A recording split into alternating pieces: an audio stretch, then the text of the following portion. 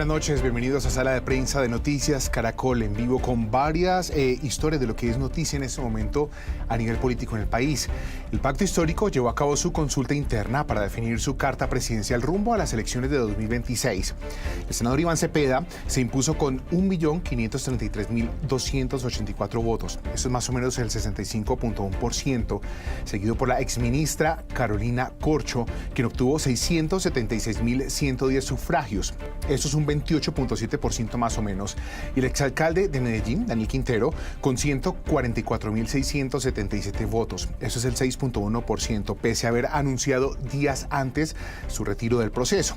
En total, la participación fue cerca de 2.3 millones de personas que asistieron a esta jornada y ratificó el liderazgo de Cepeda dentro del bloque de la izquierda.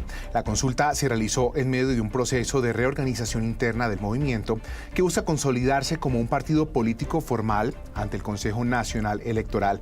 Para hablar en estos momentos del tema, saludamos a Carlos Arias, él es analista político y docente universitario, y a Gabriel Cifuentes, nuestro analista político de cabecera en Noticias Caracol. Bienvenidos, ¿cómo están? Buenas noches. ¿Cómo va? Gabriel, ¿cómo estás? Feliz noche. Mauricio y Carlos, feliz noche, un gusto estar aquí con ustedes. Bueno, esta jornada, Gabriel, fue acompañada por observadores y delegados de distintas colectividades. Aquí estamos hablando no solamente destacar la transparencia del proceso, sino que también pues, se evidenciaron diferencias entre los sectores que integran la coalición. Estamos hablando del resultado que dejó a Cepeda con el reto de unificar al pacto histórico en esos momentos en torno a un proyecto común y como una estrategia pues, clara de cara a los comicios. Gabriel, ¿qué viene en esos momentos para el pacto histórico, tratando de poder entender un poco el panorama político que se configura ahora con Cepeda a la cabeza como ganador de esas elecciones? Manuel, es que tenemos dos elecciones en una misma consulta y cada una de estas elecciones tiene dos lecturas distintas. La primera elección fue, por supuesto, la elección del candidato único del pacto histórico, que deja a Iván Cepeda muy bien posicionado, con un rédito propio de 1.5 millones de votos, que si se suman, así no haya aritmética política, los 600.000 votos de Carolina Corcho, pues tiene un CASE inicial de casi 2 millones de votos en la consulta del Frente Amplio, lo cual pone una vara muy alta para los demás precandidatos que quieran participar en esta consulta. Y eso, independientemente de que Iván Cepeda tenga unos estrechos márgenes de crecimiento por, digamos, su posición ideológica y frente a las resistencias que puedan generar frente a otros sectores políticos, es un resultado importante. Pero yo creo que la jornada de ayer deja otra lectura y es la lectura frente al otro pulso que se va a dar y que quizás es el más importante en el 2026, es el pulso para las parlamentarias. 2.7 millones de votos, independientemente de lo que ciertos sectores han calificado como un fracaso, y que no responde a las métricas o al análisis de las estadísticas políticas frente a otro tipo de consultas de esta misma naturaleza. Porque hay que decirlo, Manuel, son consultas en época fría, son consultas que no se pueden comparar con las consultas presidenciales o interpartidistas que se dan en una época caliente de elecciones.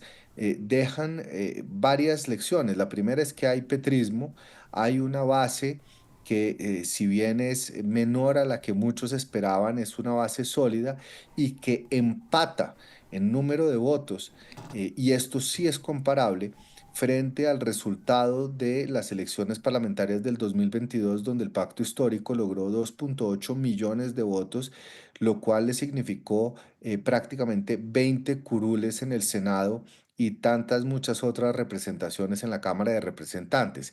Si esa votación se traslada a marzo, es decir, se respeta el valor obtenido en una consulta fría de bases internas del partido, sin contar los apoyos que puedan tener en marzo, lo que estas elecciones significan es que, por lo menos en términos parlamentarios, a hoy el pacto histórico mantendría la fuerza política que tiene en el Congreso y la posicionaría como una de las fuerzas políticas más importantes del país de cara a las elecciones del 2026.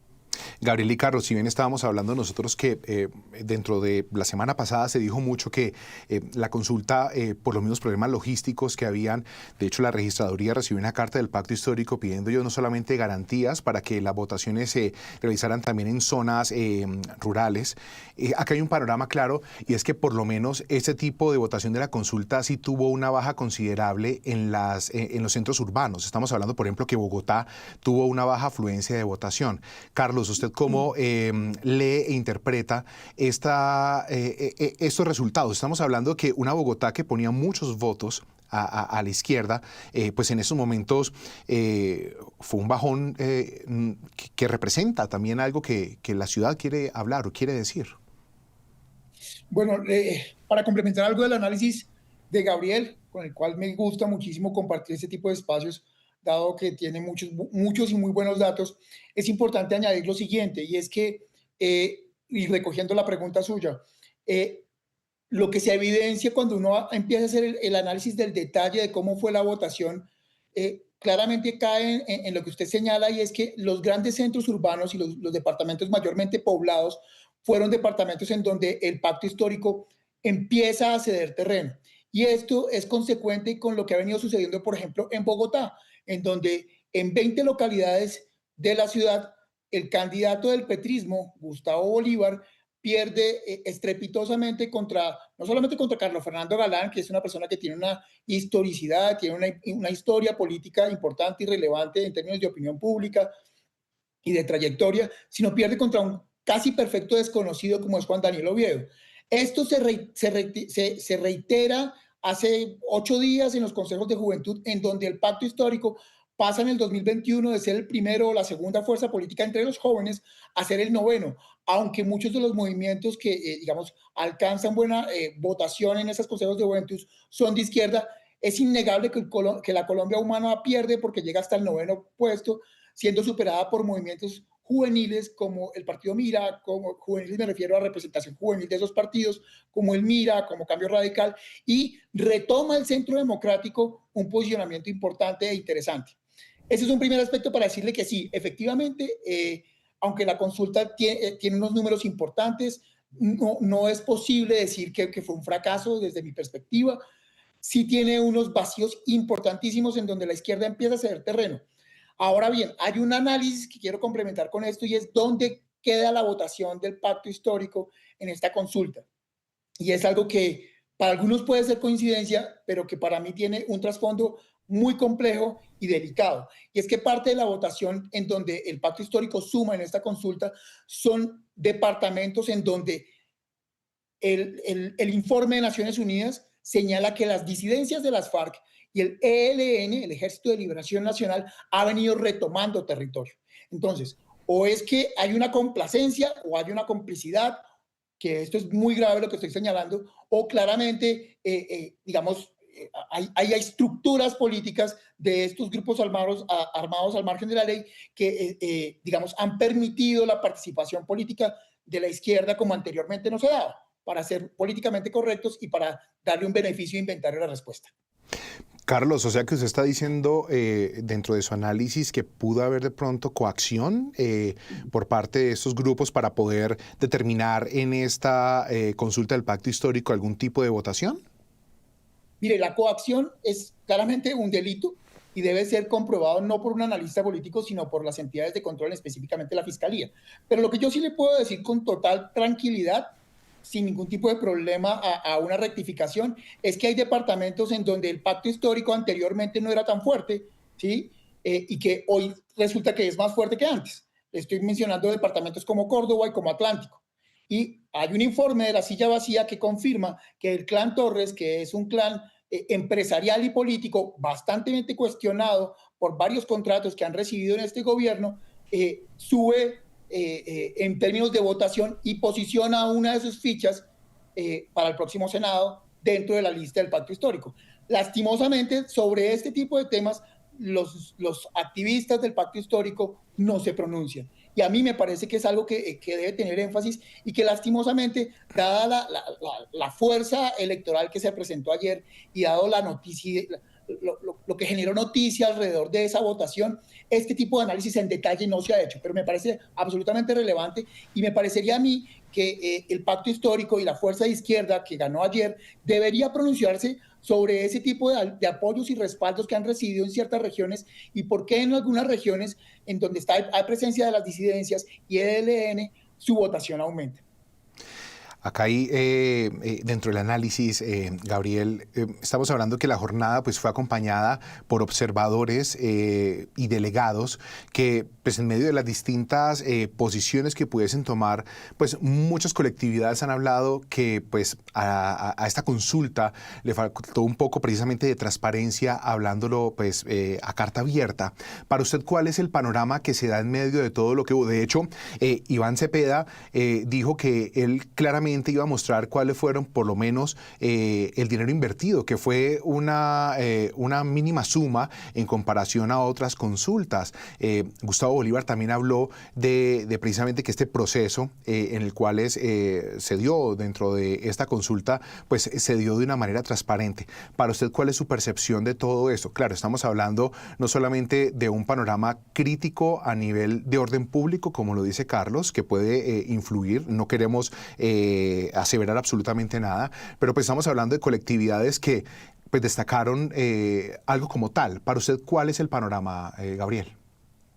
Manuel, déjeme volver a un punto central que toca Carlos y frente al cual yo estoy plenamente de acuerdo.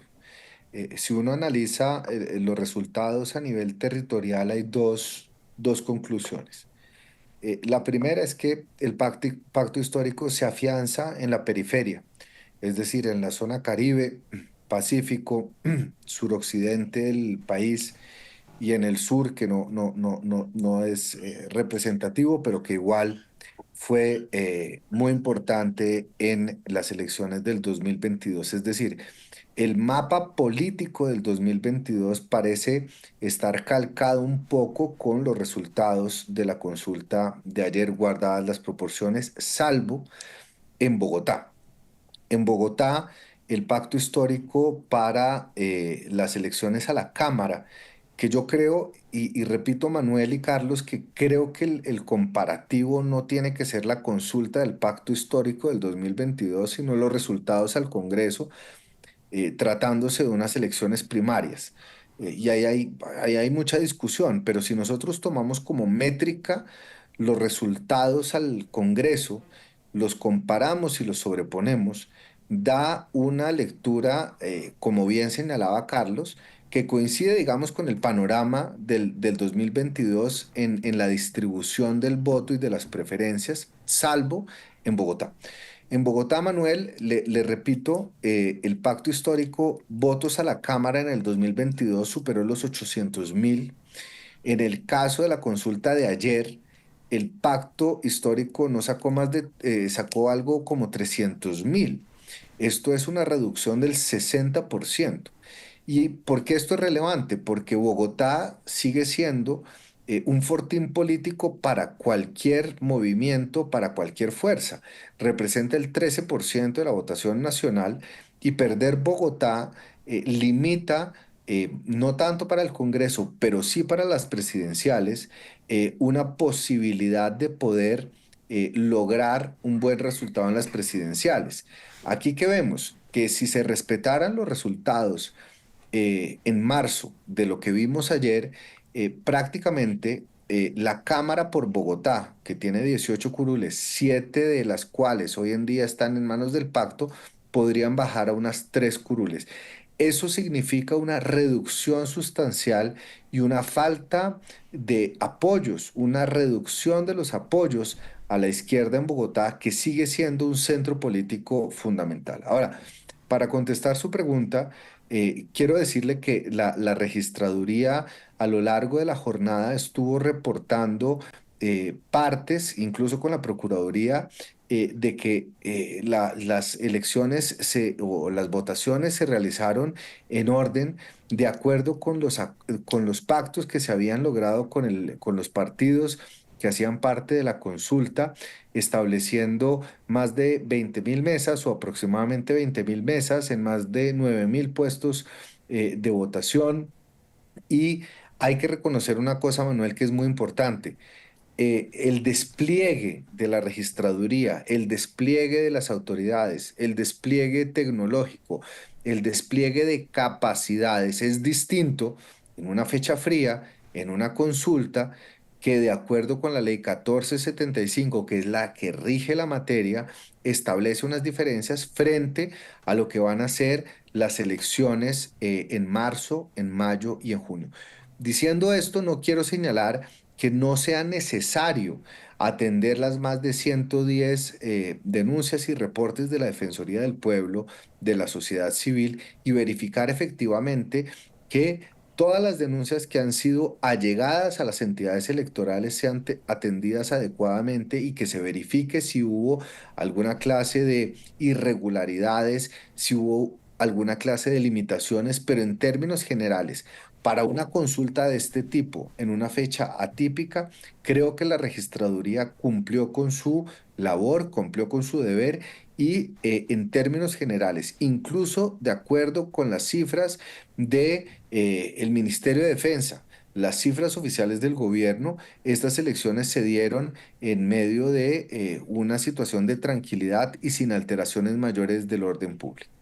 Sin duda alguna estoy de acuerdo con usted, Gabriel. Hay una situación que quiero tocar antes de pasar al tema de Iván Cepeda, y es, yo creo que por primera vez fue muy evidente, Gabriel y Carlos, que influenciadores que crean contenido como Wally, que quedó en tercer puesto, logren una alta votación. Es una situación de lenguajes. Estamos hablando que en el 2018, cuando se empezó a incluir todo lo que era realizar contenidos en redes sociales con corte político, esto lo comenzó de hecho a hacer Gustavo Bolívar. Estamos hablando de un cambio en el lenguaje de hacer campaña.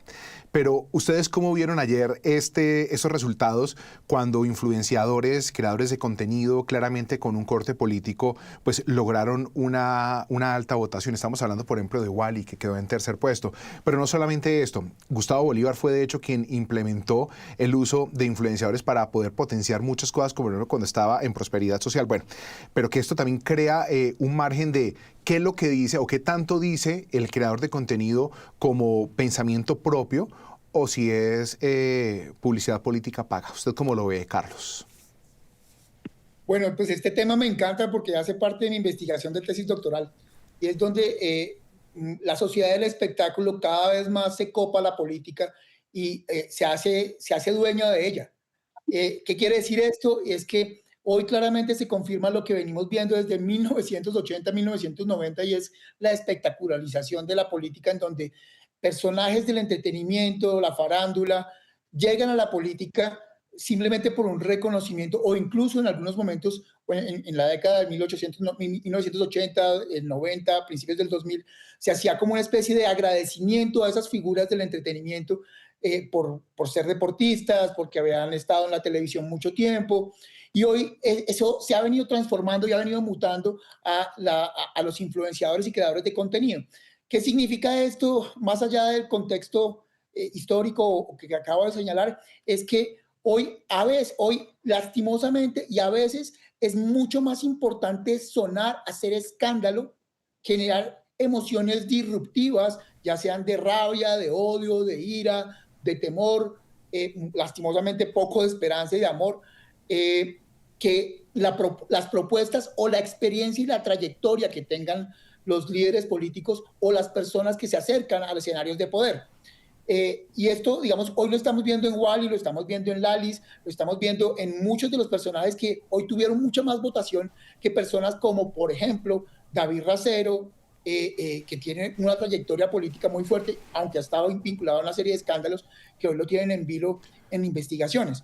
Pero Pero lo que quiero señalar con esto es que la sociedad del espectáculo, la mediatización de la política alrededor de las redes sociales y la creación de contenidos en contenidos emocionales que sean disruptivos, que llamen la atención, que generen pulsiones entre el electorado, termina hoy confirmándose que gana votos o que por lo menos gana la intención de voto.